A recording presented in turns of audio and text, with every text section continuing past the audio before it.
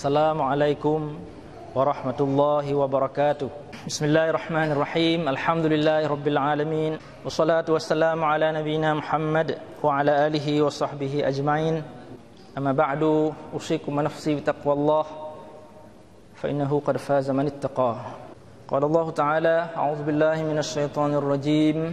Bismillahirrahmanirrahim. Inna a'tainakal kautsar fashalli li rabbika wanhar. Inna syani'aka huwal abtar. Wa qala Bismillahirrahmanirrahim. Inna anzalnahu fi lailatul qadr. Wa ma adraka ma lailatul qadr. Lailatul qadri khairum min alfi syahrin tanazzalul malaikatu war-ruh. Tanazzalul malaikatu war-ruhu fiha bi izni rabbihim min kulli amr. Salamun hiya hatta matla'il fajr. Shadaqallahul azim. Mari kita bersyukur pada Allah Subhanahu wa taala yang telah memberikan kita umur panjang sehingga dapat melaksanakan ibadah puasa sehari ke sehari sampai memasuki sepertiga terakhir bulan Ramadan. Tidak terasa.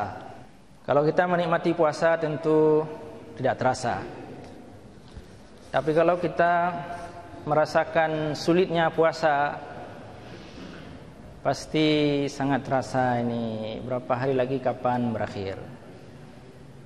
Ada yang baru masuk Ramadan sudah bertanya kapan hari raya. Jadi belum apa-apa sudah kapan hari raya. Karena merasakan beratnya melaksanakan ibadah puasa. Tapi kalau kita melaksanakannya dengan menikmatinya, maka tidak terasa, tidak mungkin tidak terasa ya, tapi begitu mudahnya kita lalui hingga menjelang akhir bulan Ramadan ini.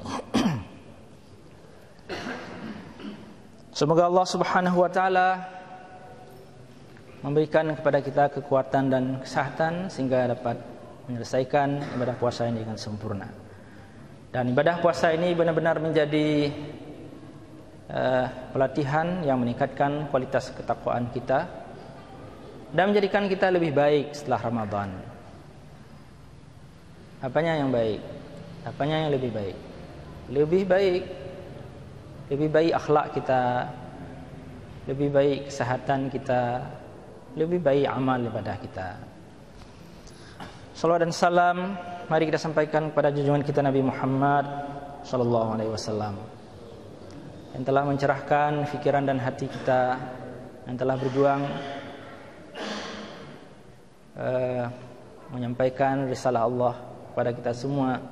Demikian juga kepada keluarga dan para sahabat beliau sekalian yang telah ikut berpartisipasi bersama beliau, berjuang bersama beliau tanpa kenal lelah, sehingga ditaklukkanlah negeri-negeri yang jauh sampai ke negara kita. Maka salawatullah wassalamuhu alaihim ajmain. Semoga rahmat dan kasih sayang Allah limpahkan untuk mereka semua dan untuk kita juga. Yang terhormat Bapak Wakil Wali Kota Langsa, yaitu Bapak Dr. Andes Marzuki Hamid, Magister Manajemen,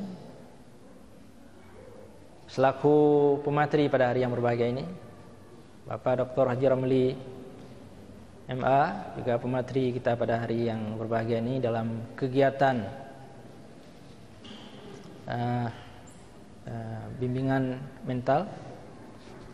Yang terhormat Bapak-Bapak Wakil Rektor yang Langsa, Bapak-Bapak Dekan, Wakil Dekan, para hadirin, Bapak-Bapak, para dosen, para staf, semuanya yang telah hadir di rumah Allah yang kita muliakan ini.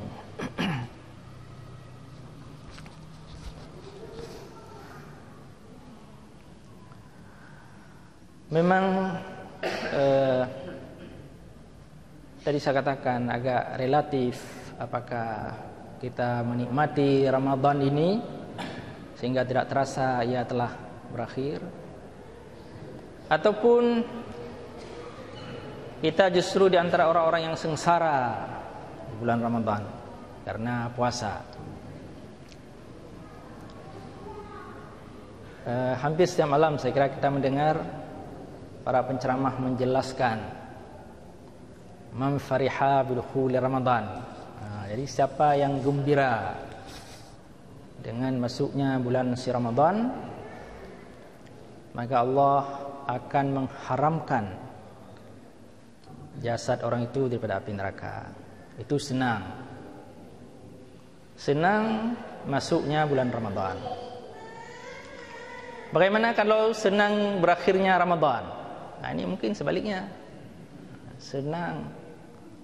Senang berakhir Ramadan atau sedih kita berakhir Ramadan. Jadi sangat relatif sekali.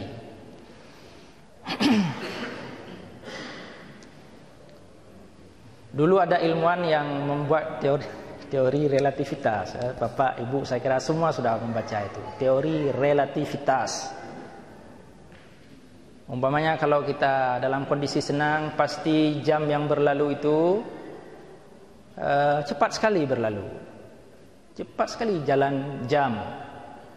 Misalnya kita sedang mengikuti kuliah, itu saya perhatikan jam itu cepat sekali. Kalau kita sedang mengikuti kuliah, biasanya lambat sekali jam itu. Tapi kalau kita bertamasya, ini waktu itu sangat cepat berlalu. Jadi gara-gara Einstein itu membuat teori seperti itu, lahirlah, kalau Bapak Ibu suka membaca resensi-resensi film, ada sebuah film antariksa itu Interstellar, yang menceritakan orang yang naik ke bulan. Dia punya seorang calon istri yang sangat muda, lalu dia menjadi astronot dan naik ke bulan. Dia sekian lama di bulan sehingga dia naik keluar angkasa, entah ke bulan, Wallahu a'lam. Waktu dia pulang, calon istrinya itu sudah jadi nenek-nenek, sedangkan dia masih sangat muda sekali. Ya seumpama, ya siapalah di sini, Pak Syafi'i misalnya gitu. Istrinya sudah jadi nenek-nenek calon. Nah, ini bagaimana ini? Apa dikasih naik istrinya sekali lagi biar seimbang? Begitulah orang merekayasa untuk mengilustrasikan relativitasnya waktu yang kita jalani itu. Jadi maksud saya, marilah kita nikmati aktivitas-aktivitas kita ini, amal ibadah kita. Kalau kita sudah sampai pada tahap mampu menikmati aktivitas kita dan amal ibadah kita, maka semuanya akan mudah. Sebagaimana Rasulullah SAW pernah berkata kepada Bilal ketika mengajak beliau melaksanakan salat, beliau mengatakan, arihna biha, mari kita beristirahat. Jadi salat itu dijadikan media peristirahatan jiwa atau spirit, sehingga ketika kita telah melaksanakan salat, kita menjadi lebih fresh. Jadi salat itu memberikan kekuatan baru yang lebih segar, yang lebih mampu, yang lebih adaptif menghadapi persoalan-persoalan yang akan kita hadapi berikutnya. Kalau ibarat orang punya HP itu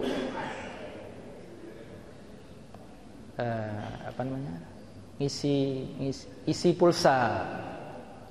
Jadi untuk apa kita mengisi pulsa? Supaya kita bisa berkomunikasi kembali yang menggunakan HP itu. Jadi salat itu adalah melakukan semacam recharge, mencas bateri kita dan mengisi pulsa kita, sehingga kita menjadi sosok atau pribadi yang lebih kuat, lebih tahan uji menghadapi tantangan-tantangan berikutnya. Jadi mudah-mudahan walaupun kita sudah memasuki tahap akhir Ramadan, kita bisa menikmatinya, kita bisa merasakan gembira bersama Ramadan itu. Hadirin rahimakumullah. Jadi pada hari yang berbahagia ini kita kembali lagi mengikuti acara bimbingan mental Tapi bapak-bapak, ibu-ibu jangan merasa tidak enak ketika disebut bimbingan mental. Bukan berarti mental kita sudah agak galau. Walaupun mungkin sebagian ya. Tapi maksud pembinaan mental ini adalah dalam rangka menjadikan kita lebih kuat. Mentalitas kita yang sudah kita pupuk selama Ramadan ini menghadapi hari raya, kita akan menghadapi tantangan yang jauh lebih besar. Maka perlu penguatan mental dalam rangka memberikan kita pertahanan supaya kita tidak menjadi orang yang gembira ketika berakhir Ramadan karena tidak ada lagi puasa. Tapi kalau bergembira untuk yang lain-lain boleh. Bergembira karena ampunan Allah. Bergembira ya sekurang-kurangnya bergembira bisa beli baju baru, sepatu baru dan sebagainya. Itu adalah bagian dari kegembiraan orang-orang mukmin juga. Jadi pembinaan mental ini adalah untuk mempersiapkan kita menghadapi tantangan besar setelah Ramadan. Karena menurut sebuah hadis di akhir Ramadan ini atau di hari raya, syaitan juga bersedih karena umat Nabi Muhammad telah diampuni dosanya. Dan syaitan itu berpesan kepada para stafnya, para anggotanya semuanya untuk melakukan kerja keras, menggoda lagi manusia-manusia yang telah diampuni dosanya agar kembali berbuat dosa. Maka kita buatlah. Ini berarti pemantapan mental menghadapi tantangan yang lebih besar. Telah hadir bersama kita Bapak Dr. Anders Marzuki Hamid, itu Bapak Wakil Wali Kota Langsa, dan juga Bapak Dr. Haji Ramli, Bapak Dekan Fakultas Studi Adab dan Dakwah. Mudah-mudahan materi-materi yang akan disampaikan oleh kedua pemateri kita yang cukup handal ini memberikan kita kekuatan dan kemampuan menghadapi hari raya yang sebenarnya tantangan lebih dahsyat. Tantangan di bulan Ramadan tidak dahsyat. Kenapa tidak dahsyat? Karena setan-setan itu tidak ada. Setan-setan itu sudah dirantai. Jadi enteng kita. Tapi di akhir Ramadan, setelah Ramadan, setan-setan ini akan melakukan kerja keras, dan inilah persoalan yang akan kita hadapi bersama. Jangan seperti ada teman saya di Australia, dia penceramah. Lalu seorang jamaah bertanya, "Ustaz, kenapa orang-orang Islam itu dibandingkan dengan orang-orang Australia yang non-muslim," maksud dia, orang-orang Islam itu tidak disiplin, tidak rajin, orang Islam itu kadang-kadang kotor, jorok. Pokoknya orang-orang Islam itu banyak sekali tingkah lakunya bertentangan dengan Islam. Itu kenapa? Orang-orang Australia rajin, disiplin, cerdas, sangat santun dalam berbicara. Itu kenapa begitu? Jadi Ustaz ini menjawab begini. Kalau orang Australia itu tidak lagi digoda oleh syaitan, mereka itu sudah jelas isi neraka. Untuk apa digoda lagi? Kalau ada setan-setan yang menggoda itu diingatkan, ingin anak lagi goda le, yang jelas awak tanya. Nyo yang perlu kau goda orang Islam. Karena orang Islam itu dia calon penghuni surga, maka perlu digoda. Kalau orang kafir itu memang dah penghuni neraka, enggak digoda lagi. Makanya mereka rajin, disiplin, pintar. Memang bagus-bagus orang itu karena enggak digoda lagi oleh setan. Sedangkan kita ini digoda terus oleh setan karena kita calon penghuni surga. Tapi orang-orang yang telah menobatkan dirinya sebagai penghuni neraka enggak digoda lagi. Jadi kalau mau seperti orang Australia, menobatkan diri sebagai penghuni neraka, atau pura-pura bilang sama syaitan saya penghuni neraka, tapi pura-pura, maka syaitan tidak menggoda dan kita mudah melakukan kebajikan. Wallahu alam. Mudah-mudahan kegiatan bimbingan mental hari ini bisa kita ikuti dengan serius dan tekun, sehingga kita bisa memetik banyak manfaat untuk menciptakan perubahan pada diri kita sendiri, perubahan dalam kehidupan bermasyarakat kita, perubahan dalam kita beraktivitas di lembaga yang kita cintai ini, untuk menjadi lebih baik dan lebih bersemangat. Demikian sambutan kami. Mudah-mudahan Bapak Ibu bisa menikmati i'tikaf dalam masjid ini. Ini i'tikaf sambil mendengar ceramah atau mendengar ceramah sambil i'tikaf? Nah, ini harus jelas. I'tikaf sambil mendengar ceramah. Nah, jadi jangan dibalik. Jangan mendengar ceramah sambil i'tikaf, dekat tengah lang lagu. Nah, jadi mudah-mudahan demikian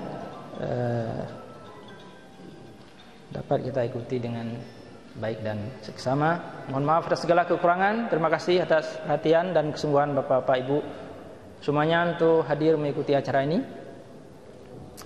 Dan ini acara akan berakhir dengan salat tarawih. Nah, jadi kita bilang terus sekarang. Dalam jadwal itu salat tarawih. Tapi saya tidak tahu apakah salat tarawih bersama atau sama-sama salat tarawih. Tergantung bagaimana itu jadwal panitia mengetiknya. Assalamualaikum warahmatullahi wabarakatuh.